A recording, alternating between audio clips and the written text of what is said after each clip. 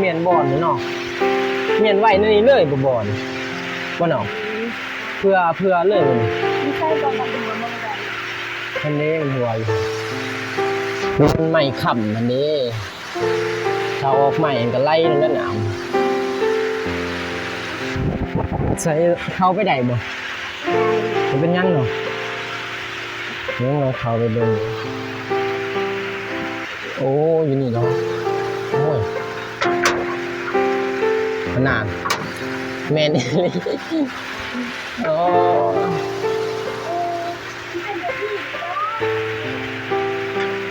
หรือว่าแบบมันเป็นห้องนี่ปลาลุงเอาอาคอมเมนอ่ะเข้าฝากทูจักบ่นี่ปลาทูน้องว่ายักษ์ปลาทูอ้าวขอบใจเลยเป็นยังกินแล้วข้าวหนามฮะกินแล้วได้ยังกินมีโอ้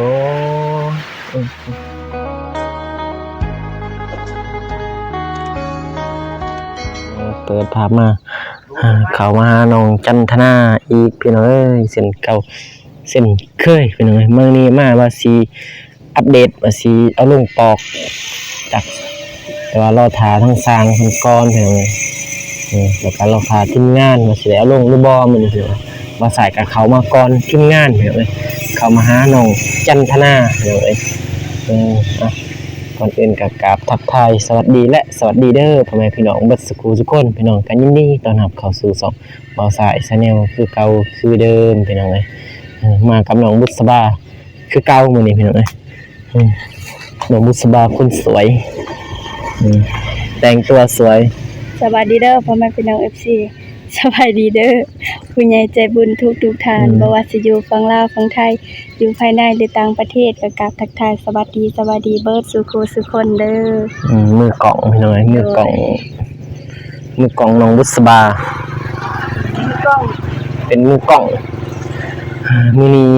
มียังมาผากเรียนว่าน้องคนว่าอยากปลาทูซื้อปลาทูมาผากจากน้องเพิ่นสิมักเลยบ่พี่น้องปลาทูมีของน้องพินเน่จากของน้องจันทนา3โตบ่ได้ดอกพี่น้องโตนึงก็ 6,000 7,000มียังติดไม้ติดมือพี่น้องไปพี่น้องเดี๋ยวเขาไปหาทางน้องเพิ่นก่อนให้น้องบุษบาจับกล่องเพราะว่าสิถ่ายแต่เด็กน้อยมันหยาดแบบส่ง YouTube มันนะพี่น้องมันอยากถึกแบนเนาะเพราะว่ามัน YouTube มันให้ถ่ายเด็กน้อยลายบ่ได้คันเราถ่ายกับผู้ใหญ่แน่หน่อยนึงก็ได้ไปเดี๋ยวเข้าไปอัปเดตทางน้องเพิ่นก่อนว่าเฮ็ดหยังพี่น้องใส่บ่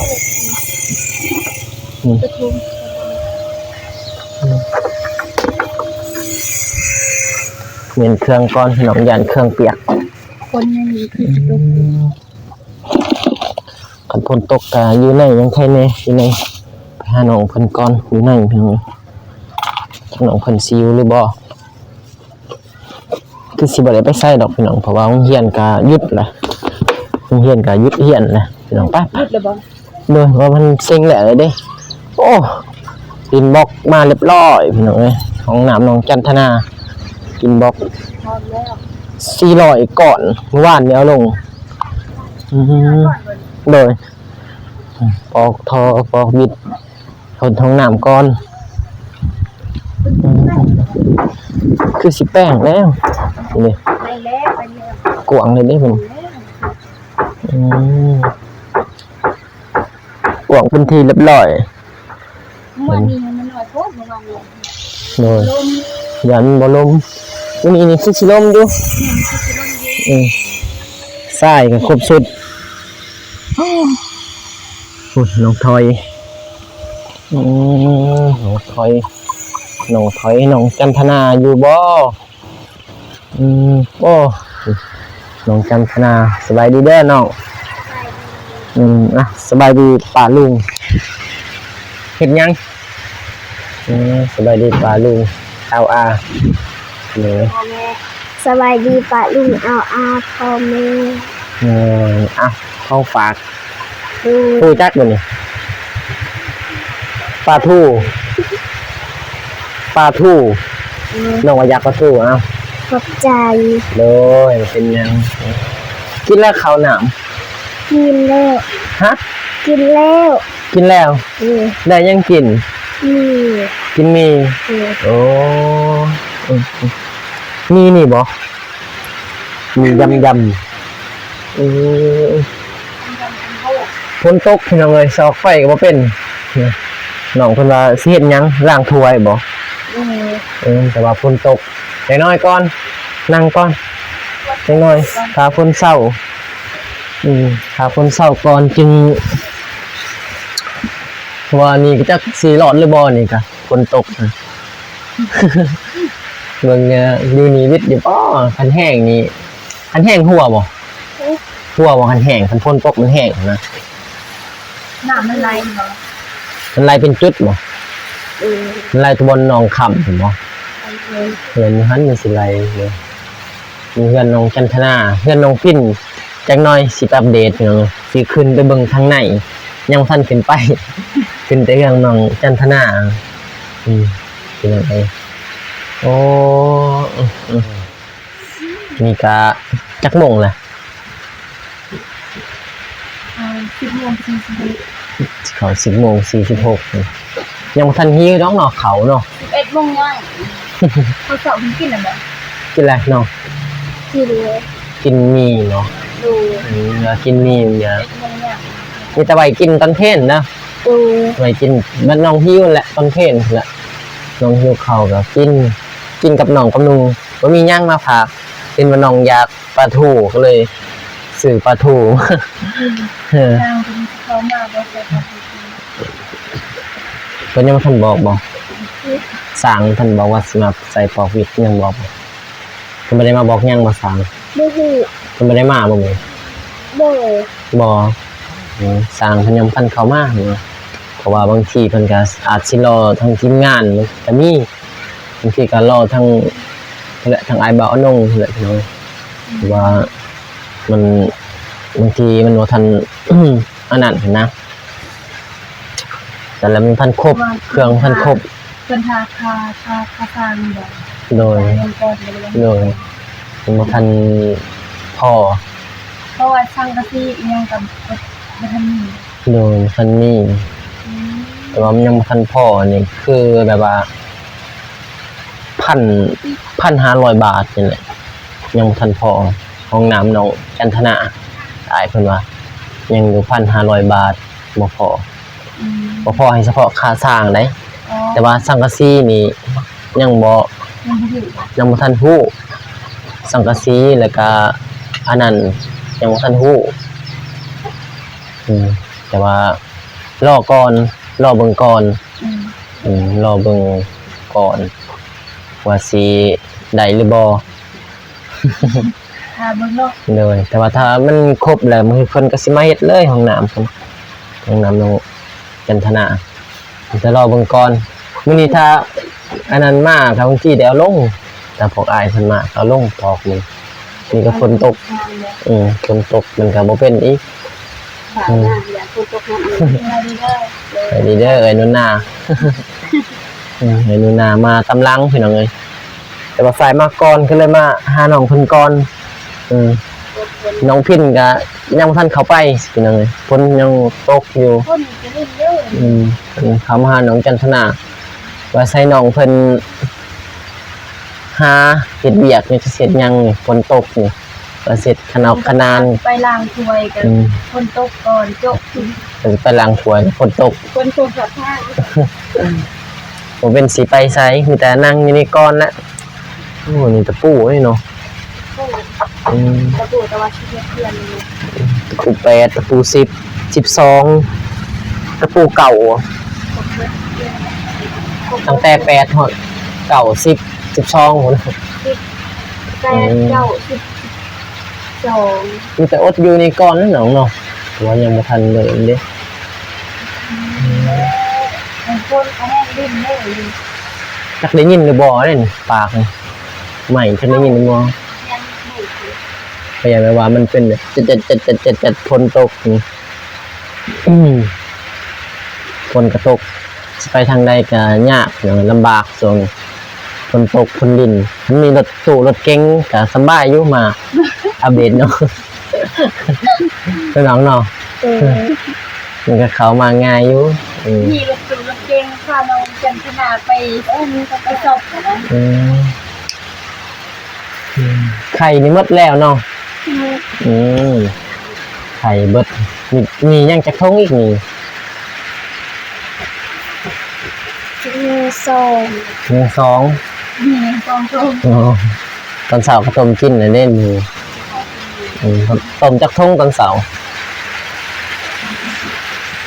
ฮะชื่อเลยบ่ จักท้องต้มมีต้มซองยังซองแต่ว่ามี4ท้องมื้อ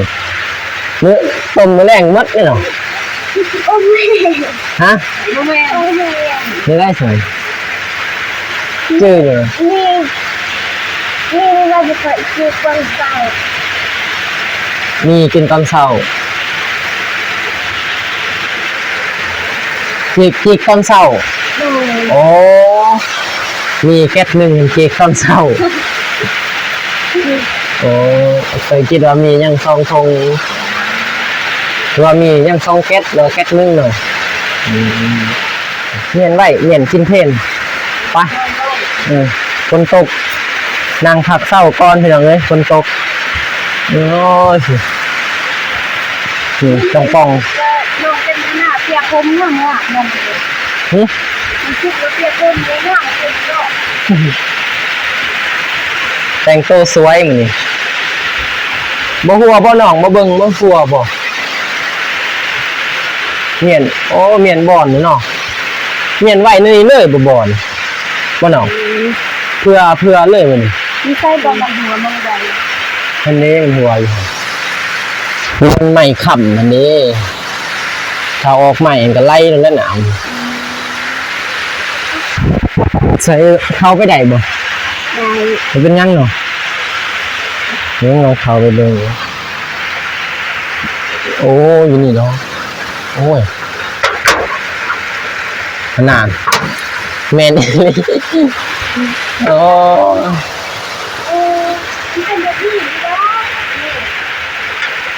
หรือว่าแบบมันเป็นห้องมันดิเป็นห้องแล้วก็ย่านบ่พอสังกะสีอะไรแบบนี้แล้วแบบนี้มันบ่มันเป็นใหม่นั่นนี่แต่ว่าเฮาตอกมันก็บ่อันนั้นนะแบบแนวใหม่แบบนี้เด้เป็นไม้ก้มเนาะแล้วมันก็บ่ซื่อนะความหมายมันบ่ซื่อสังกะสีมันก็งดเหี่ยวออกนี่ก็ไล่จับแล้วได้พี่น้องเอ้ยน้ำนะไล่แล้วนี่กันฝนตกแห้งนี่บ่เป็นอยู่เลยบ่อนหนองนี่เนาะแต่ว่ามันพระทางนี้ก็พระเด้นี่นี่กระปองพระเขาเบิดบ่อนหนองเพิ่นโอ้มีแต่ทาเฮือนใหม่แล้วบัดนี้ทาแล้วเฮือนใหม่จึงบ่เปียกอดทนใส่ล่าพี่น้องเอ้ยเฮ็ดเฮือนเพราะว่ามันคือว่าแหละเฮ็ดเฮือนเนาะน้องเนาะเพื่อสิได้ลังนึงมันก็ต้องใส่เวลาดนพี่น้องเอ้ยอย่างต่ำก็คือว่า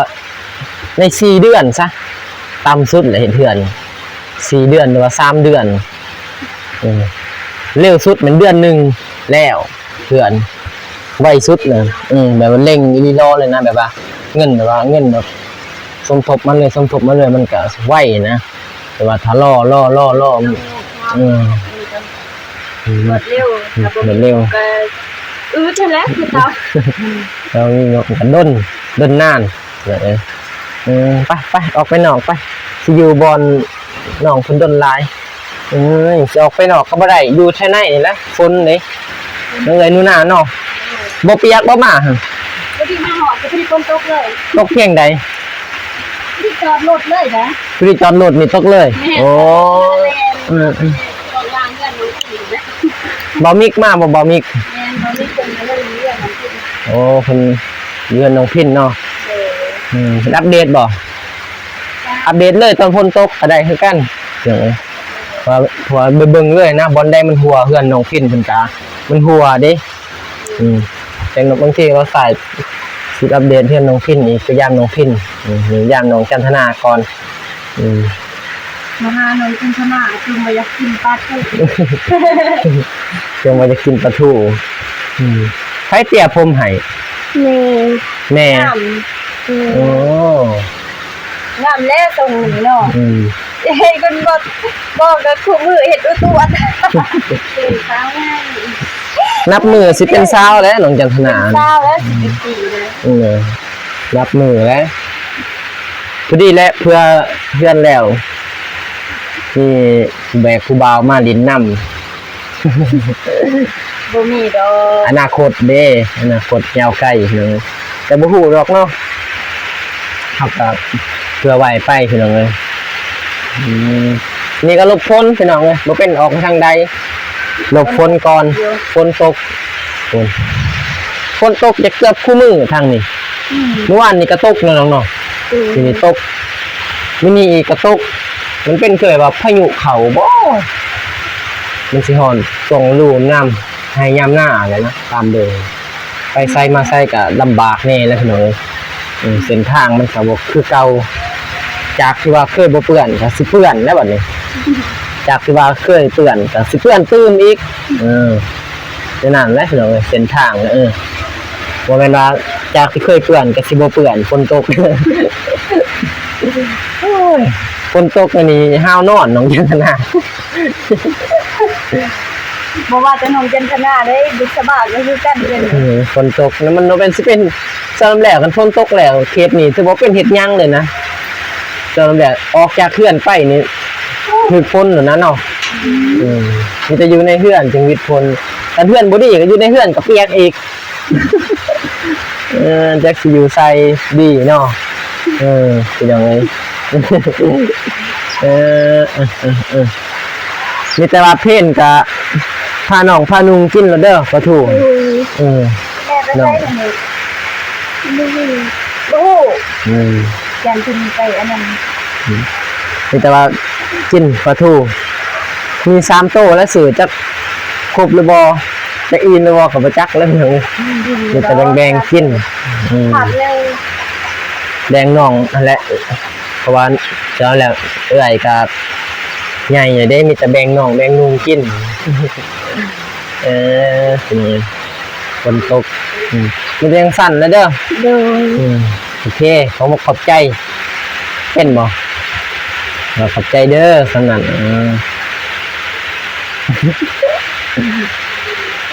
นาบ้าพิสุปทุมภาคว่าเป็นยังมีแต่บ่าวให้น้องแบ่งน้องนั่นแหละแบ่งกันกินกับน้องเด้อแต่บ่าวก็สิออกมาก่อนน้องบินเลยจะเดินน้องขึ้นต่อมาใหม่เนาะพี่น้องเลยกาสีจบคลิปไปก่อนพี่น้องมาตัวฝนตกแต่เก็บอยู่นี้เลยแล้วพี่น้องเลยโอ้สิเห็นอยู่บ่ออกไปทางใดก็บ่ได้มาทางนี้คือสิเจ๋งอยู่ทางนี้พอดีฝึกไฟไผ่จะปิดกำลังบุษบาพี่น้องเส้นเก่าเส้นเคยพี่น้องเส้นน้องบุษบาน้อยลงทุกมื้อพี่น้องได้สิแจ้งอีกข่าวนึงน้องบุษบาเนี่ยเส้นน้องบุษบาน้อยลงเด้อ FC ทุกท่านเดี๋ยวสิแจ้งในคลิปเป็นคลิปเลยให้น้องเพิ่นอธิบายให้ FC พี่น้องก่อนอื่นก็ขอบใจท่านผู้ใจบุญทุกท่านเด้ออยากใจบุญทางน้องจันทนาก็ขอให้ใจบุญทุกท่านจงมีแต่ความสุขความเจริญปรารถนาสิ่งใดก็ขอได้สิ่งนั้นให้ได้ปรารถนาความเจ็บอย่าได้ความไข้อย่ามี